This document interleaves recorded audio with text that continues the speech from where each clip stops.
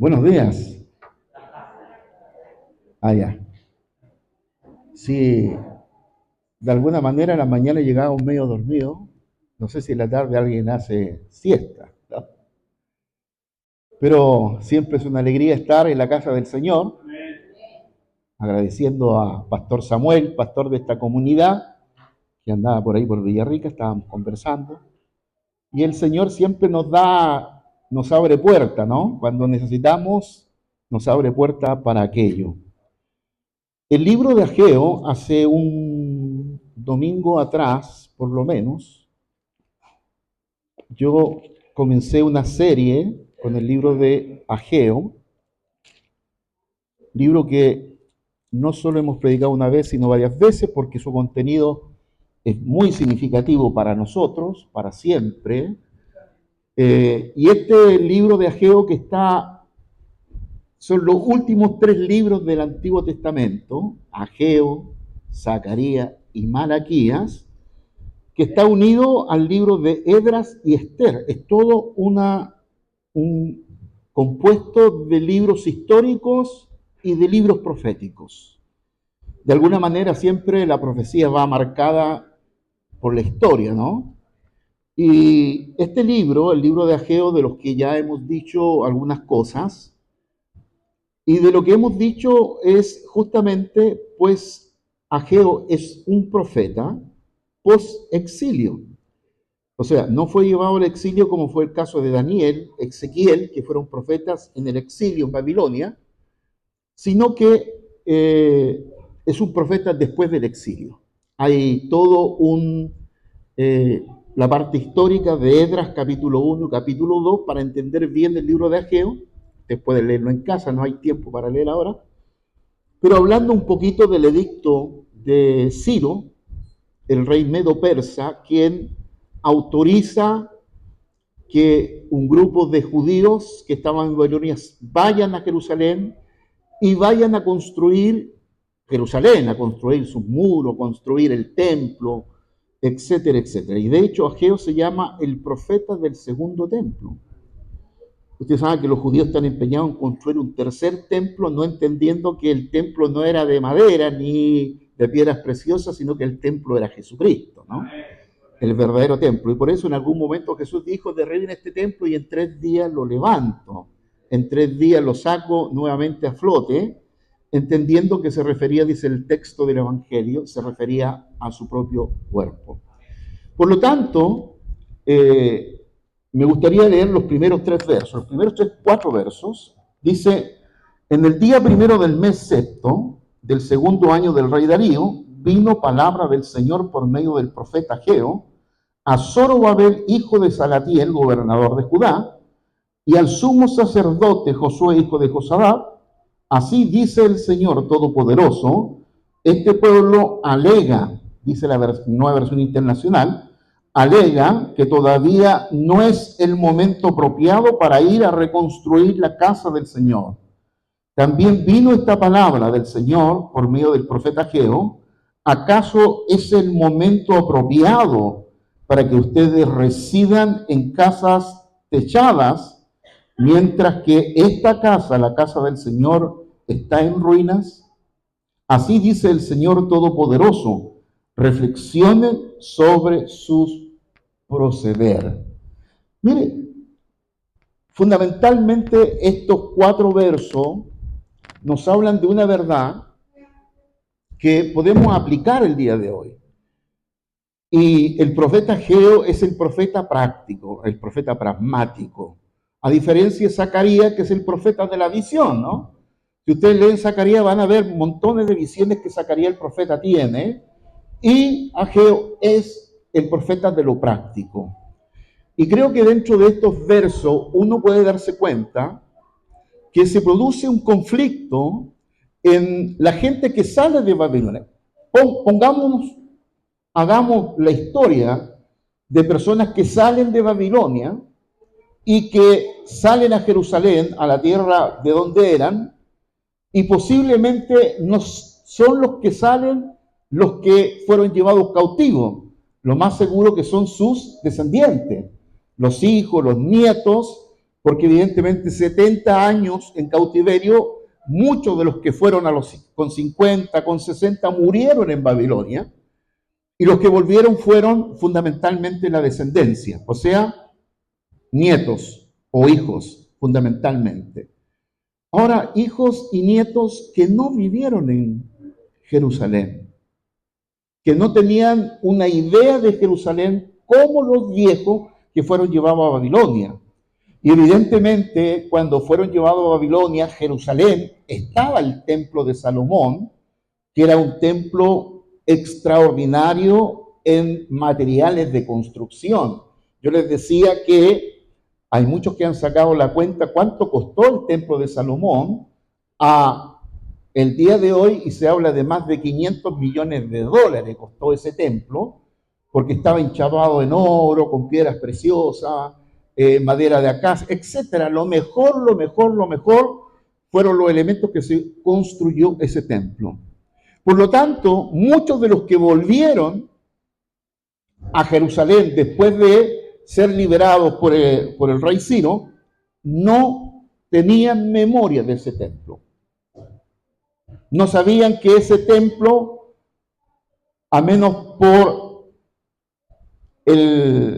la enseñanza oral de los padres, de contarles de ese templo que era extraordinario, una de las maravillas antiguas, que venía gente de todo el mundo, conocido de la época, a ver ese templo, y no solo a verlo, a escuchar a Salomón, ¿no? A Salomón, que era aquel que Dios le había dado sabiduría.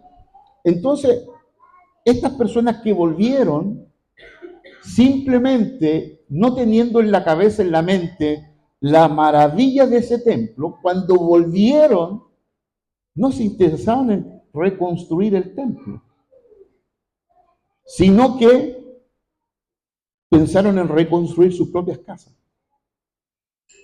Y este es el reclamo de Dios al profeta. Recuerden que el profeta Ageo duró 3 meses, 14 días.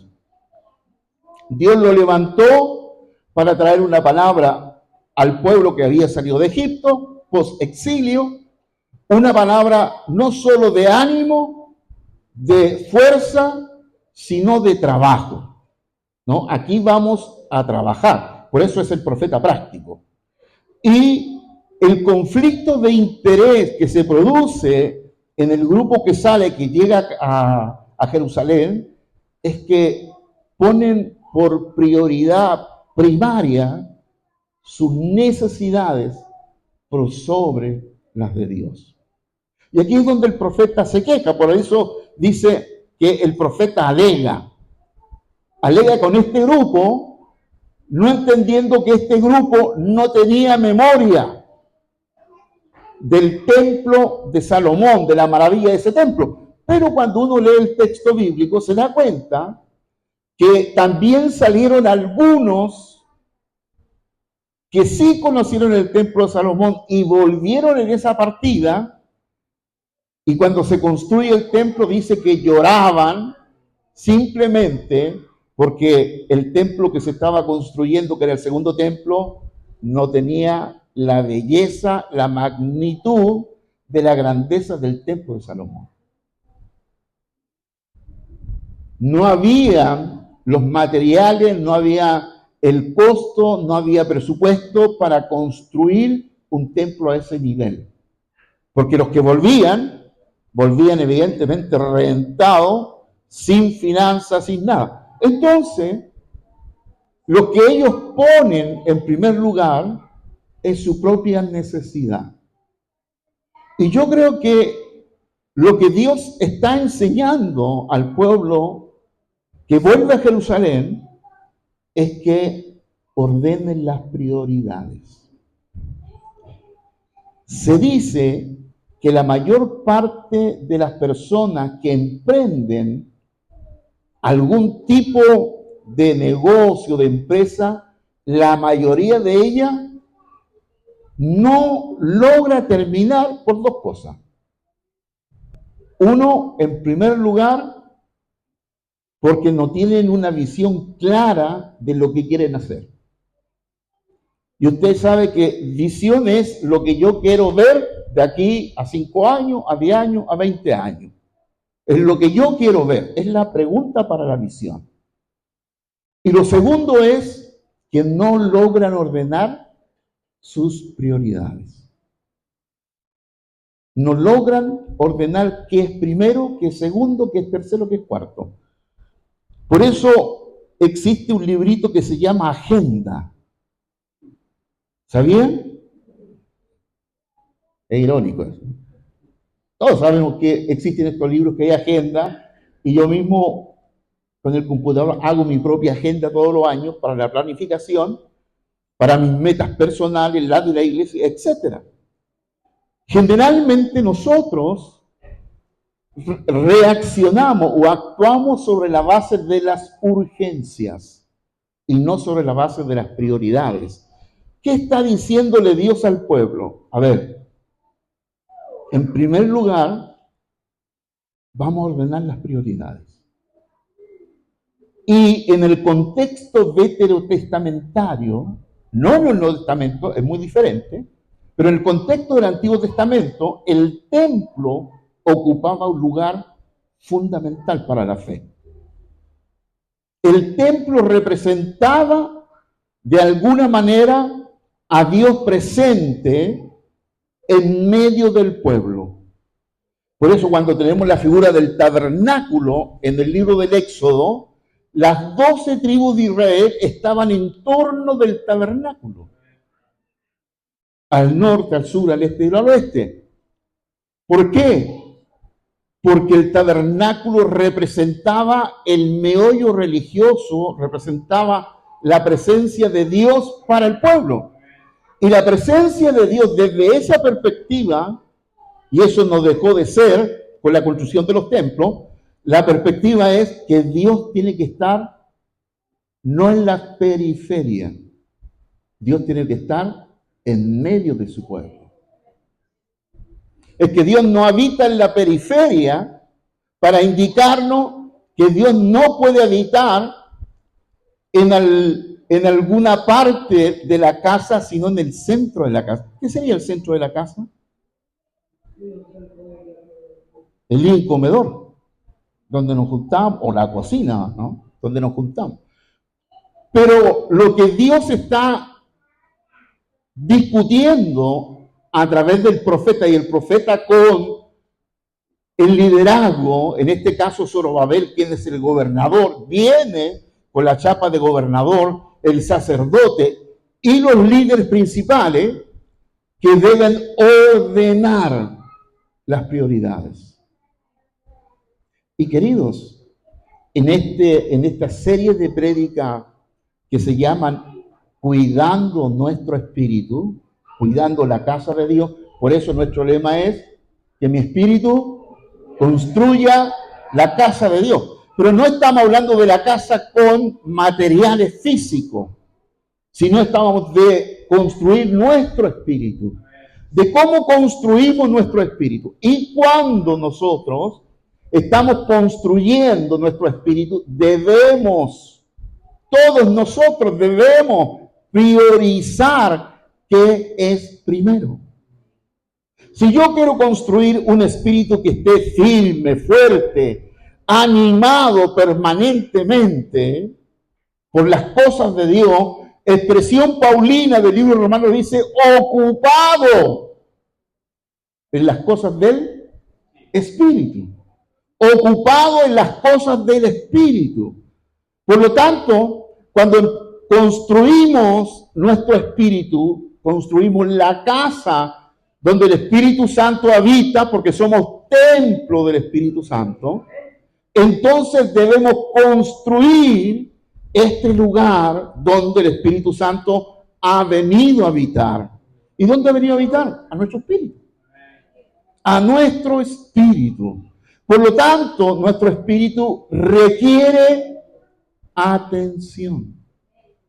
Requiere preocupación de todos nosotros. No puede darse, queridos, en lo que el profeta estaba justamente metiendo el dedo en la llaga al pueblo. No puede darse en nosotros los hijos de Dios que ya no tenemos el velo que tenían los del Antiguo Testamento, pues era sombra y figura de lo que había de venir, sino que estamos viendo con nuestros ojos la realidad espiritual. Ya no vemos en sombra ni en simbolismos. Ya vemos la realidad total, la realidad espiritual. Y esa realidad espiritual nos dice el apóstol Pablo que no tenemos una lucha contra sangre y carne, sino contra principados.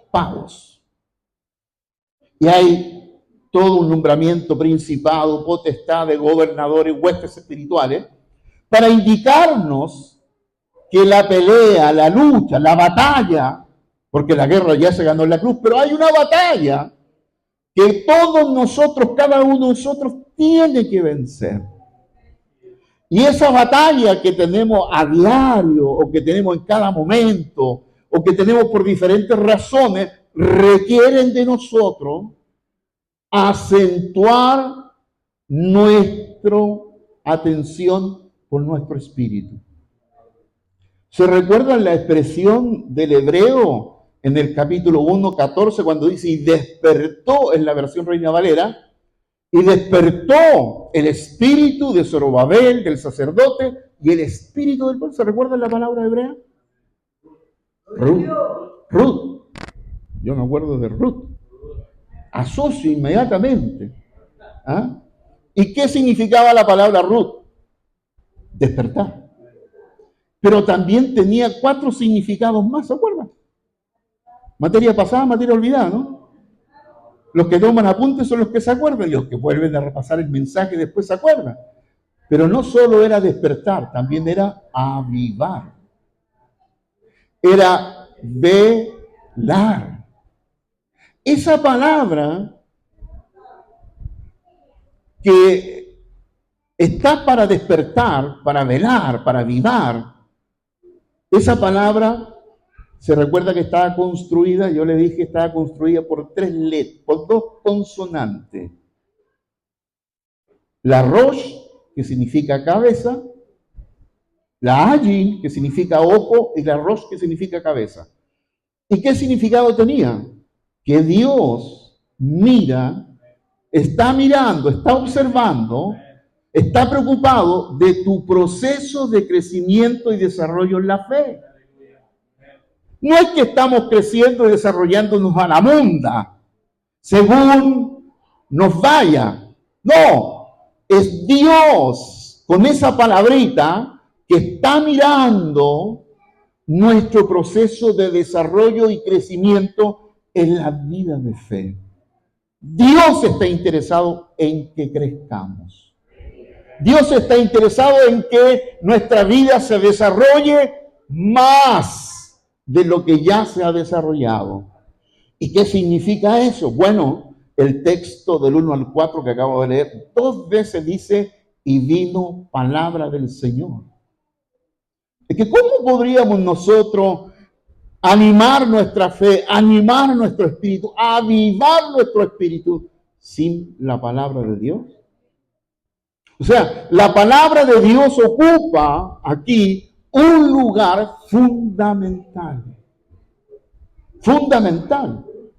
Sin palabra de Dios, sin una relación permanente con la palabra de Dios, diaria, no una vez a la semana, una vez al mes, no, una relación diaria, donde leemos la Escritura, la escuchamos, no es posible crecer. Sí, uno podría crecer en lo social, en lo intelectual, pero en lo espiritual. Recuerden, hay 4 áreas donde requerimos crecer en forma equilibrada.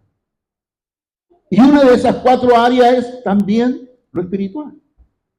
¿Se recuerdan el capítulo 2, 52 de Lucas?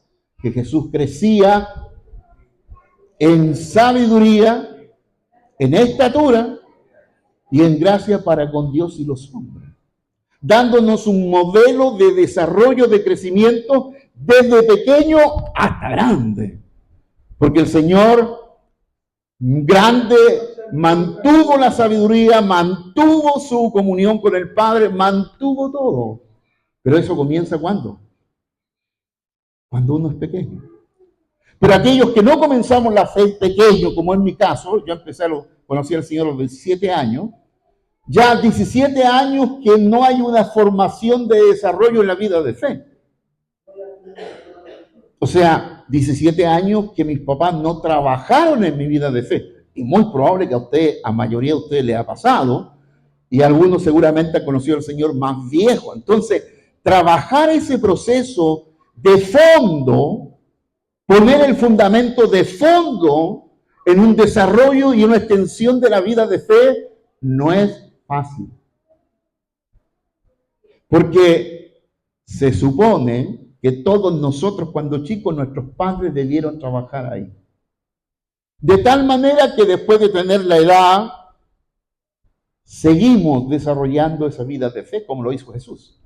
El trabajo de María, el rol de María y José en ayudar al Señor a desarrollar su vida de fe a través de los elementos prácticos que yo les he mencionado más de alguna vez a ustedes, de ir a la sinagoga, de leer la Torá, de leer Isaías fundamentalmente, la enseñanza en casa, el Shabbat de viernes para sábado, toda la semana, todos un montón de elementos prácticos para enseñar la fe, fundamentar la fe y darle solidez.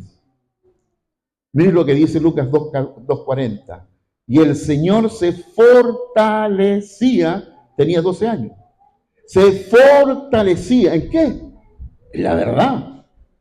Se fortalecía en la verdad, en la palabra de Dios. Por lo tanto, queridos, ya que Ageo es práctico, nosotros tenemos que decirnos la verdad. No hay crecimiento, no hay desarrollo, no hay extensión sin palabra de Dios. Por lo tanto, la relación proporcional de mi vida de fe está basada en mi relación con las Escrituras diariamente. Es un chiste pensar que voy a crecer en mi vida de fe distanciado de la Escritura. Si justamente las Escrituras se nos dieron para crecer, ¿cierto? El Señor Jesús mismo dijo, escudriñar. ¿Qué cosa? Las Escrituras. Porque ellas son las que dan testimonio de mí. Así que, querido, la queja del Señor a través del profeta Ageo en un proceso, mire, un grupo que sale, que no tiene la cabeza metida en Jerusalén de construir el templo porque no tienen una figura de templo, porque estos nacieron en exilio. Por supuesto, la preocupación es en su necesidad. Y quizás desde el punto de vista del Antiguo Testamento no estaría malo, porque recuérdense que la ley bendecía lo externo y no el espíritu, a excepción del Nuevo Testamento, que es la verdad de Dios que bendice el espíritu. Y la bendición ya no es material, no es física, es espiritual. Efesios capítulo 1, verso 3, ¿qué dice? A ver.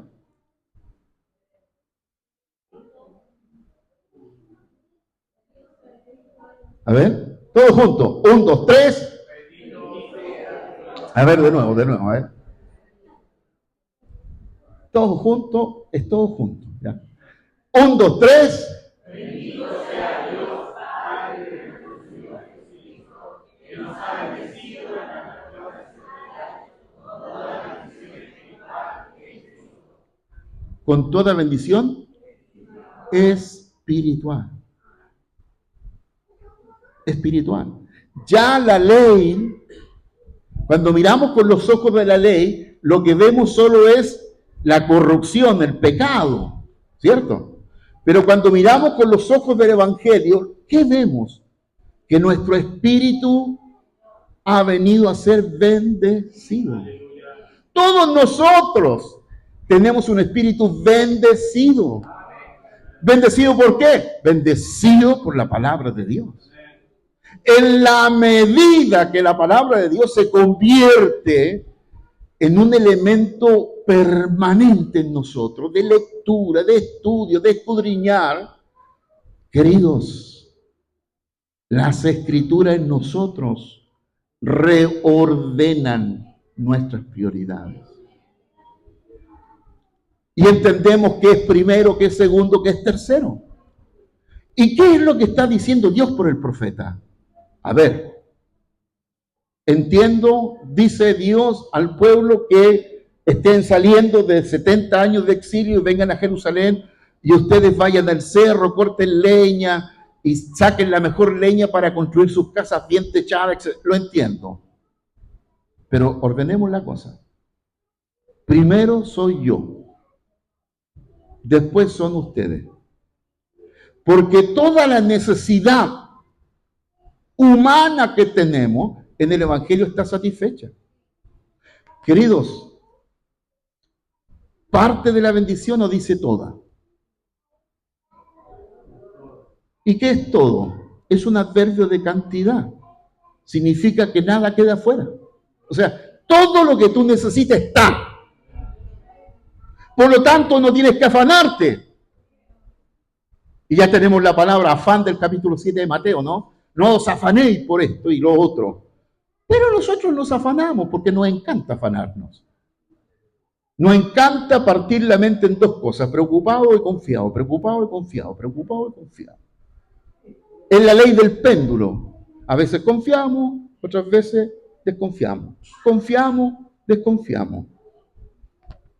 O vamos a confiar no solo en los momentos buenos, sino en los malos también. O no vamos a alabar a Dios solo en los tiempos buenos y no en los malos. ¿Cierto?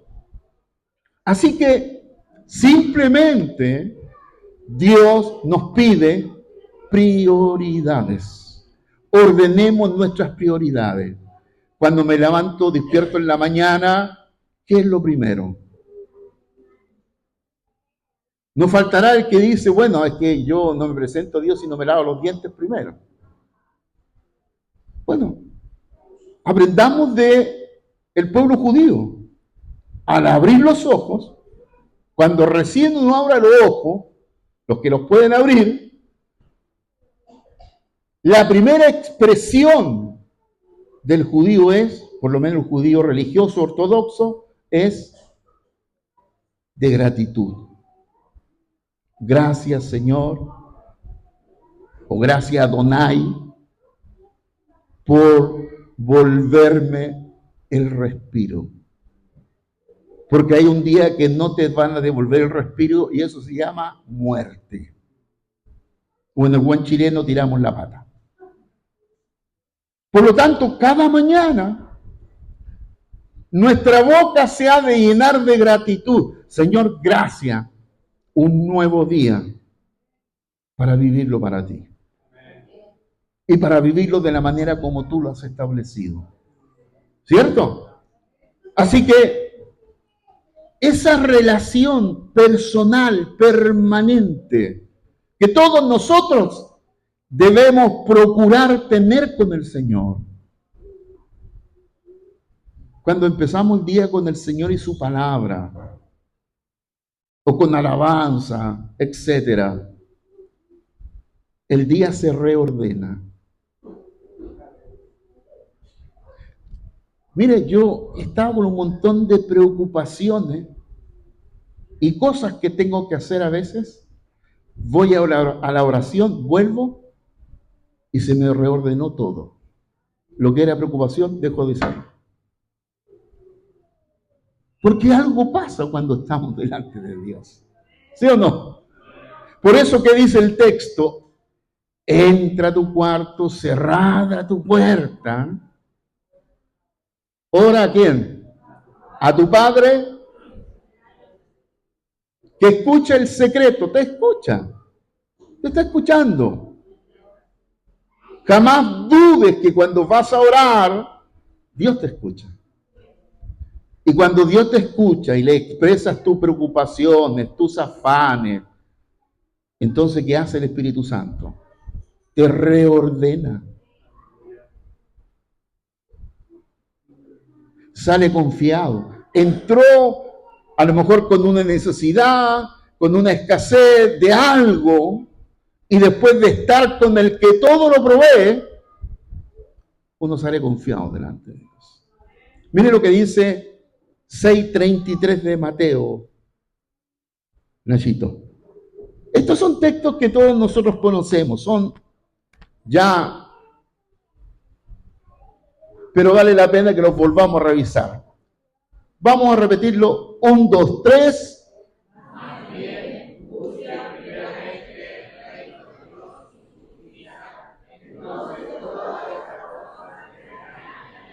Otra vez. 1, 2, 3.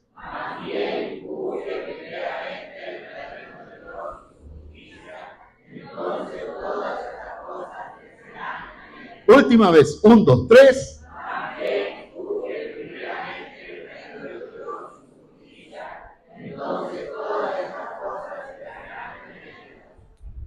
¿No es un texto que nos habla de ordenar las prioridades? No dice primero, dice primeramente, para enfatizar la importancia. ¿Qué es primero? Primeramente el reino de Dios. Bueno, en esa expresión reino de Dios podríamos estar toda una semana hablando del reino de Dios y lo que significa o lo que implica para nosotros. Pero evidentemente que el reino de Dios es lo vital del evangelio en todos nosotros. ¿Cuál fue el tema dominante del Señor Jesús? El reino de Dios. Lea el capítulo 13 de Mateo y va a encontrar todas las parábolas del reino de Dios. O lea el capítulo 1 del libro de los Hechos, 1 al 4, y va a enterarse que Jesús durante 40 días, después de la resurrección, enseñaba acerca de el reino de Dios. Primeramente el reino de Dios. A ver si lo podemos tangenciar, ponerlo en forma pragmática. El reino de Dios, ¿qué implicaría? Buscar primeramente el reino de Dios. Y yo a ese texto le agrego, porque ese es el 6:33, me voy más arriba, al 6:9, del 6:9 al 6:13, ¿qué es lo que hay? ¿Qué encontramos ahí? Muy bien.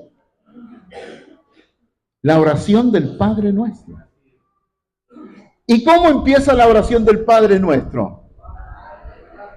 Padre nuestro que estás en los cielos, santificado sea tu nombre, vénganos tu reino. Ajá, primeramente el reino de Dios. ¿Qué es lo primero? Pedir que venga el reino. ¿Qué es el reino? La palabra griega es basilea, reino. ¿Y qué es un reino? Es orden, es gobierno.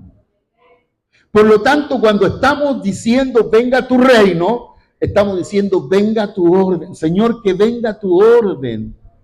Que tus prioridades, que tus deseos, que tu voluntad se haga en mí.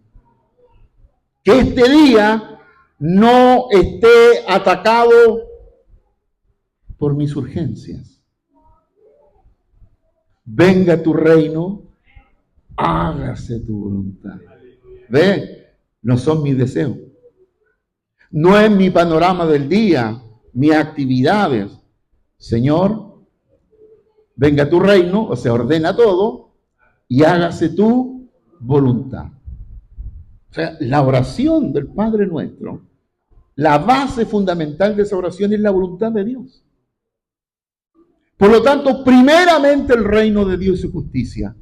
Y fíjese, y todo lo demás, de lo que usted se afana, se preocupa, todo lo demás está. A ver, está añadido. Por eso Jesús, un poquito más arriba, o un poquito más abajo, capítulo 7, nos habló del afán y la ansiedad. ¿Cuántas cosas nos afanan? Así como estos que estaban saliendo del post-exilio se afanaron. en pensar en sus comodidades. Sin embargo, la casa del Señor estaba arruinada. Y primero gira todo, se reordena, empezando en la casa del Señor. O sea, construyendo nuestro espíritu. Por eso el salmista en el Salmo 103, el verso 1 dice, alma mía, o espíritu mío. ¿Qué dice? Espíritu mío. A ver, vamos a esperarlo. 103.1. ¿Qué dice? 1, 2, 3.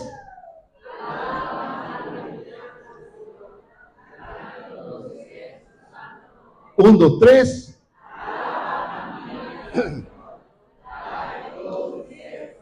Un, dos, tres.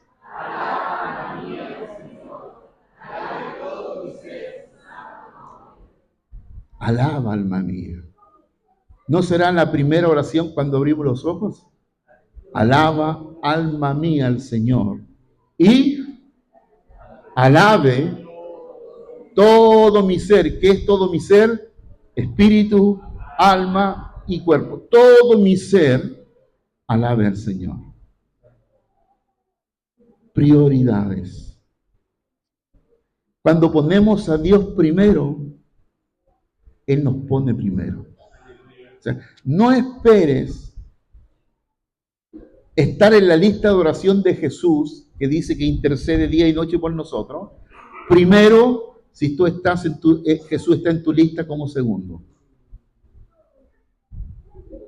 Porque Dios confiesa en los cielos a aquellos que reconocen y dan gloria al Señor.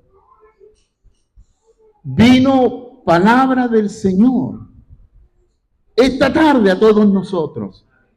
Que reestructuremos nuestras prioridades. Que volvamos a poner al Señor en primer lugar. Que cuando nuestros ojos se abren en la mañana, en la madrugada o a la hora que sea, podamos elevar la oración. Alaba, alma mía, al Señor. Y alabe todo mi ser su santo nombre. Y no te olvides de ninguna de las bendiciones. Beneficio, esa palabra es barak. De ninguna de las bendiciones. Y fíjese que la palabra bendición viene de la palabra barak. Y la palabra barak, la raíz es de la palabra rodilla. ¿Quiere más bendición? Doble la rodilla. Doble la rodilla. Ahí está la bendición. Cuando doblamos nuestra rodilla, tenemos la actitud humilde, como los bereanos, se nos leía el texto, y nos acercamos a Dios humildemente, reconociendo y acercándonos con temor y temblor delante de Dios. Dios no es el Dios que juega. Tenemos la figura de un Dios débil en el Nuevo Testamento, que va a la cruz, que lo mata, etc. Pero sigue siendo Dios. Sigue siendo Señor. Por lo tanto, ustedes dicen, verso 2, 1:2 de Ageo, ustedes dicen que todavía no es el tiempo. No, sí es el tiempo. Ya llegó el tiempo de preocuparnos por amar nuestro espíritu. Que mi espíritu reciba la gracia de Dios. Que mi espíritu, mire, en la pura mañana podría nombrar los últimos 10 lemas de los 10 años pasados. Que mi espíritu reciba la gracia del Señor. Que mi espíritu sea lleno del Espíritu Santo, etcétera. Y este lema que tenemos, que mi espíritu construye la casa de Dios, es lo primero que usted debe decir en la mañana. Señor, que mi espíritu construya. Porque no es un fenómeno al azar. El espíritu no se construye al azar. No se deja que se construya no, hay que intervenir en construirlo. Hay que tener conciencia de que construir nuestro espíritu significa conciencia. Significa que nosotros tenemos que empeñarnos cada mañana, cada día, en estar ocupados en las cosas de Dios, en las cosas del Espíritu. Oremos. Padre, reordena nuestras prioridades. Señor, necesitamos que nuestra vida se vuelva a ordenar. Ordenar nuestras prioridades.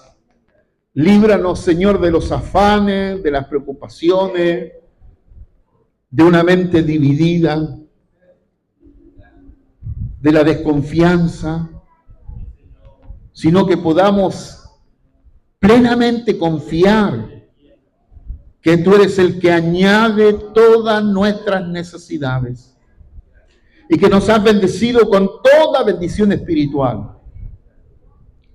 Permítenos, Señor, ponerte en primer lugar. En primer lugar. Si hemos pecado, Señor, sacándote de ese primer lugar y hemos comenzado a vivir una vida apagada en el Espíritu, una vida que no pone las cosas de Dios en primer lugar, que no pone el culto, que es el lugar donde glorificamos el nombre de Dios, lo pone como en segundo lugar.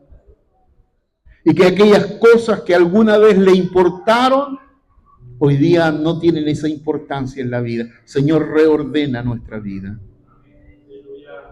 Cada mañana al despertar, que mi alma alabe al Señor. Y que todo mi ser reconozca sus beneficios. Y que, Señor, al reordenar toda nuestra vida, nuestras prioridades, cada día, podamos también ser la gente, Señor, que sirve en la fe a otros, a los demás, siempre con un corazón, Señor, abierto para dar de lo que tú nos das, de tu bendición. En el nombre de Jesús. Amén. Amén.